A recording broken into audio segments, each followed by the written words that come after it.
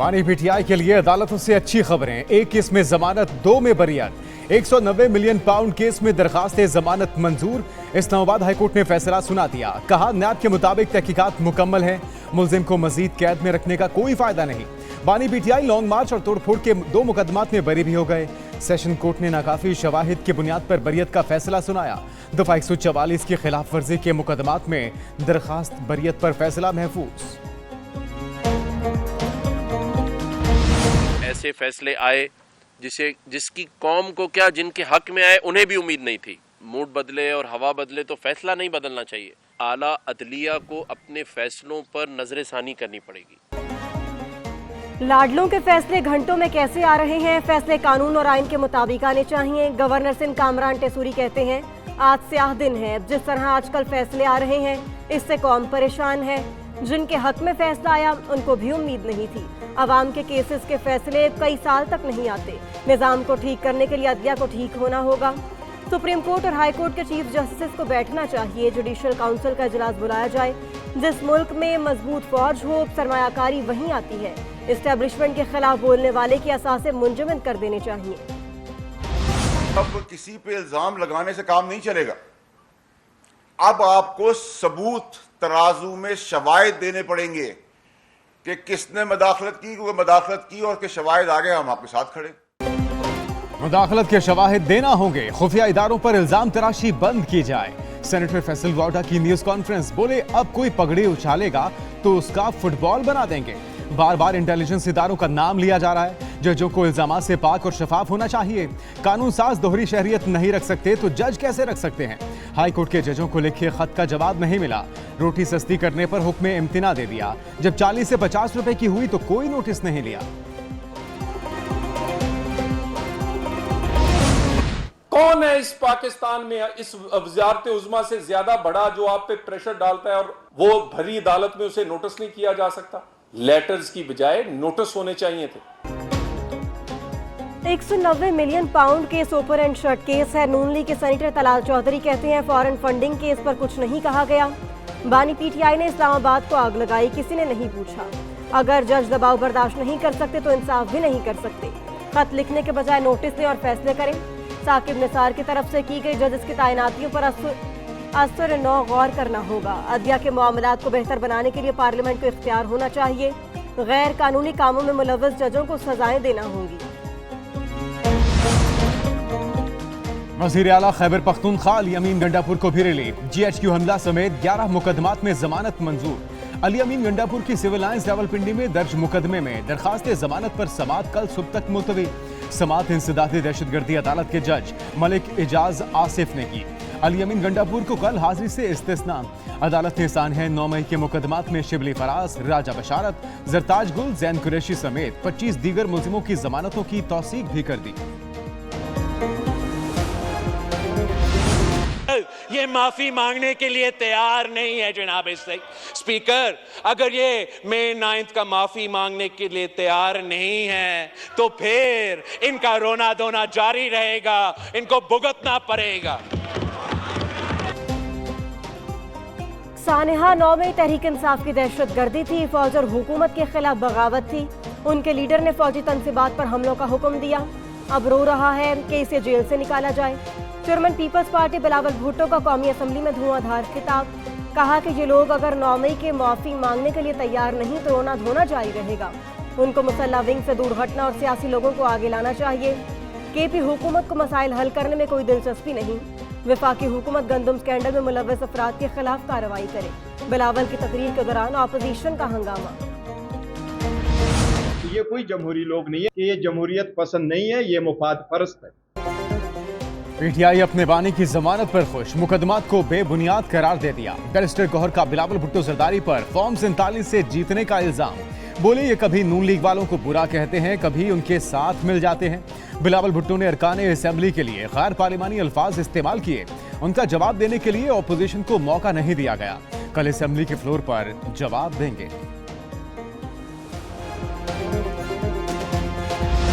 Election हो, हुकूमत मुस्ताफी हो जाए।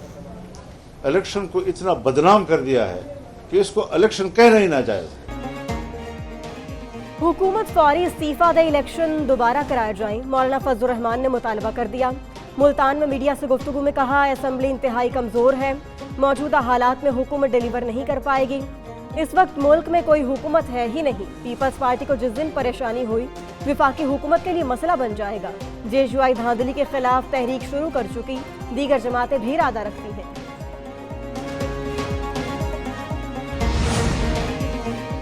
अटॉर्नी जनरल और वजीर कानून जजों की किरदार कुशी कर रहे हैं। वकला कानून की हुक्मरानी और आइन के तहफ़्फ़ुज़ के लिए साथ होंगे। PTI के रहनुमा असद कैसर की फैसलाबाद में गुफ्तगू। मजीद बोले, हुक्मरान सब कुछ निगरानों पर डाल रहे हैं। निगरान हुकूमत किसने बनाई थी? महमूद अचकजई ने कहा, मुल्क में आइन की हुक्मरानी चाहते हैं। हामिद रजा बोले, फैसलाबाद में जलसा मुलतवी कर दिया, वर्कर्स को मुश्किल में ना डालें।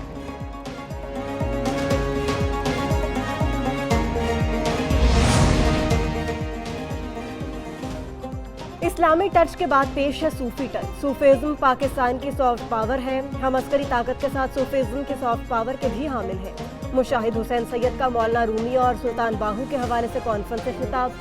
बोले कि इस वक्त तमाम मसाइल का हल सूफी कल्चर है। यही वो ताकत है जो पाकिस्तान में नफरतों के खात्मे, मसाइल के हल और मोहब्बत के फरोग की जमानत है।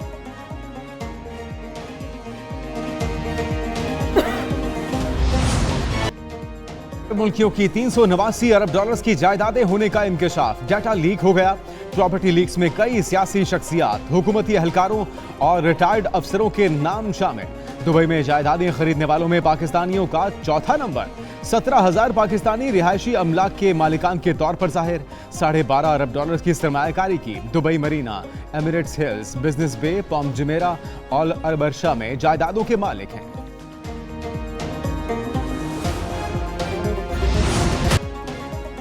सदर आसिफ अली जरदारी और साबिक सदर परवेज मुशर्रफ की दुबई में जायदादें जाहिर हो गईं। दुबई लीक्स के मुताबिक बिलावल भुट्टो, बख्तावर भुट्टो और आसिफा भुट्टो जरदारी की दुबई में जायदादें हैं। जरदारी फैमिली की जायदादें दुबई के जमीरा और अलसिफा इलाकों में हैं। शौकत अजीज और हुसैन नवाज भी दुबई में जायदादों के मालिक। मोहसिन नकवी की अहलिया फैसल वावडा, शेर अफजल मरवत, फरद शहजादी और अख्तर मेंगल के नाम प्रॉपर्टी लीक्स में शामिल। जनरल रिटायर्ड कमर जावेद बाजवा के बेटे साद बाजवा भी दुबई में जायदाद के मालिक। बिलावल भुट्टो और आसिफा भुट्टो के मुल्की और गैर मुल्की तमाम असासाजात डिक्लेयर्ड हैं। असासों की तफसीलात वेबसाइट पर मौजूद हैं। बिलावल भुट्टो के तर्जुमान का रद्द अमल। सिंध के सीनियर वजीर शर्जील इनाम मेमन कहते हैं, हर साल असासों की तफसीलात जमा कराई जाती हैं। पहले से सब कुछ अवाम के इल्म में है। वज़ीर दाखिला मोहसिन नकवी ने कहा, दुबई में अहलिया के नाम पर खरीदी प्रॉपर्टी टैक्स रिटर्न में जाहिर की। शेर अफजल मरवत ने कहा, दुबई में एक अपार्टमेंट की मलकियत FBR और इलेक्शन कमीशन में डिक्लेयर्ड है।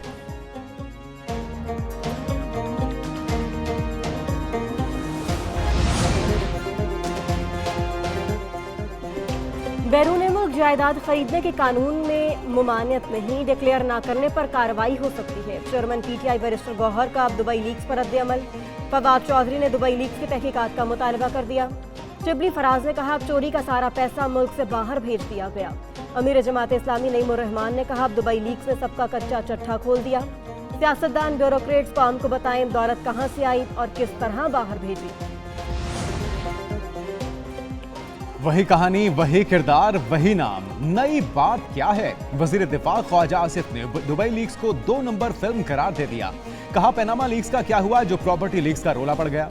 वारदात क्या हुई कोई बताए? ये पुरानी डब्बा फिल्म का चरबा है। लगता है ये फिल्म सिर्फ असल वारदातियों से तवज्जो हटाने का मंसूबा है। इसकी फंडिंग भी वही वारदातिये ही कर रहे हैं।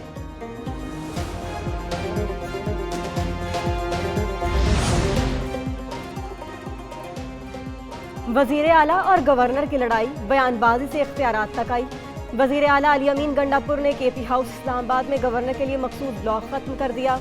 गवर्नर एनेक्स इस्तेमाल नहीं कर सकेंगे। मुशर इत्तलात बैरिस्टर सैफ की एक न्यूज़ से गुफ्तगू।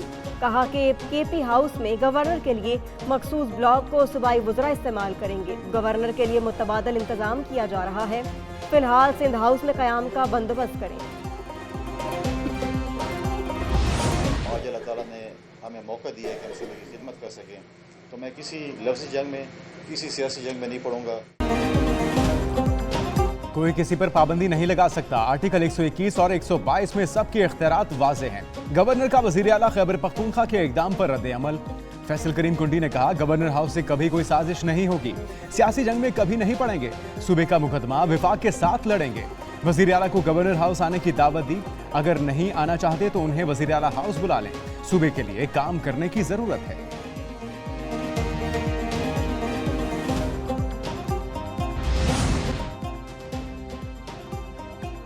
साल में टीसीपी ने 65 लाख टन से जायद गंदम दरामद की। वफाकी हुकूमत का तहरीरी जवाब कौमी असम्बली में जमा। वजारत तजारत के दस्तावेज के मुताबिक टीसीपी गंदम के दरामद और जखीरा करने की जिम्मेदार है। गंदम इक्तसादी राब्ता कमेटी और वफाकी काबीना के हिदायत पर दरामद की गई। गंदम की प्रोसेसिंग और तकसीम वजारत ग़िज़ाई तहफ़्फ़ुज़ और पास्को करते हैं। 2020-21 में 17 लाख, 2021-22 में 22 लाख और 2022-23 में 26 लाख टन से जायद गंदम दरामद हुई। कौन कौन सा सरकारी इदारा फरोख्त होगा, हुकूमत ने तफसील कौमी असेंबली में पेश कर दी। वफाकी वजीर अब्दुल अलीम खान ने निजी शोबे के हवाले किए जाने वाले 25 सरकारी इदारों की फहरिस्त पेश की। इदारों में PIA, रोजेवेल्ट hotel, Pakistan re insurance company, state life insurance corporation, Sindh engineering limited, Pakistan engineering company, Balloki power plant, Haveli Bahadur power plant, Guddu power plant, Nandipur power plant भी बेचने का प्लान। बिजली की तकसीम कार कंपनियां भी शामिल।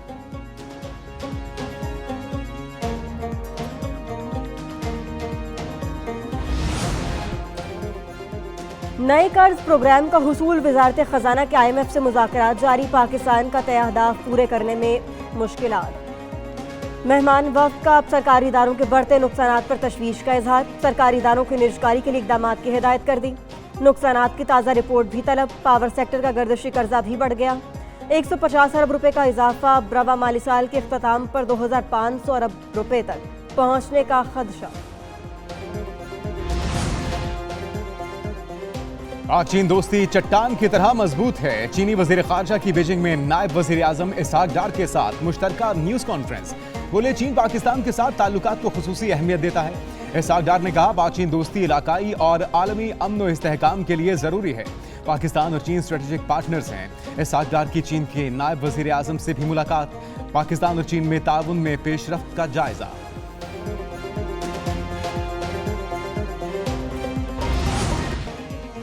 मुल्क की मुआशी हालत में बेहतरी। स्टॉक मार्केट हर रोज नया रिकॉर्ड बनाने लगी।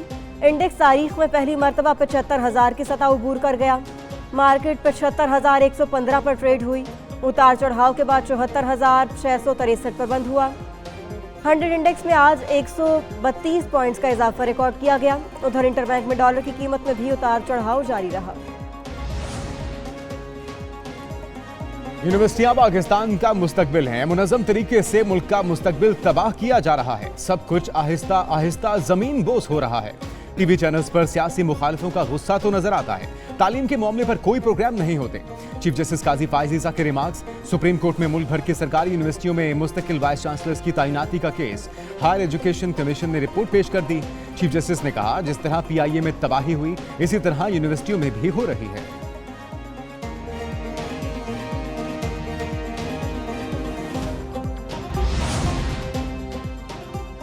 वज़ीर आला पंजाब मरियम नवाज की ज़ेर सदारत स्कूल एजुकेशन रिफॉर्म से मुतालिक खुसूसी इजलास। वज़ीर आला ने एजुकेशन रिफॉर्म्स के 5 साला प्लान का माहाना शेड्यूल तलब कर दिया। प्राइमरी स्कूल हेड्स को 32,298 कंप्यूटर टैब देने की मंजूरी दी गई। इजलास में 1,000 एलिमिनेटरी स्कूल्स में IT एंड साइंस लैब कायम करने पर इत्तेफाक।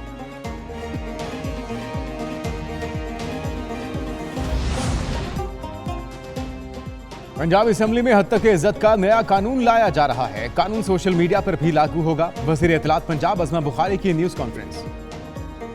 कहा, लोगों की पगड़ियां उछालना एक जमात का वतीरा बन चुका। नए कानून के तहत 21 दिन में 3 पेशियां होगी।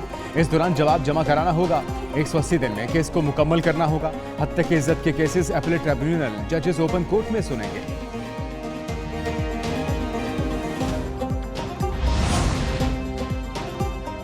बानी PTI की कल सुप्रीम कोर्ट में वीडियो लिंक के जरिए पेशी। अडियाला जेल इंतजामिया ने वीडियो लिंक के इंतजामात मुकम्मल कर लिए।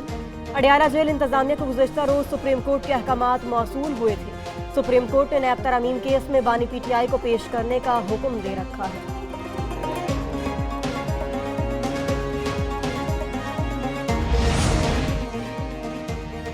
स्पेशल सेंट्रल अदालत लाहौर ने परवेज इलाही और मोनस इलाही के खिलाफ मनी लॉन्ड्रिंग केस का तहरीरी हुक्म जारी कर दिया। परवेज इलाही के तिबी मुआयने के लिए MS सर्विसेज अस्पताल को मेडिकल बोर्ड बनाने का हुक्म। परवेज इलाही को आइंदा समात पर अदालत के रूबरू पेश किया जाए। FIA के मुताबिक मोनिस इलाही की गिरफ्तारी का मामला इंटरपोल के पास ज़ेरे इल्तिवा है। FIA दोबारा मुलजिम की गिरफ्तारी के लिए इंटरपोल से राब्ता करे।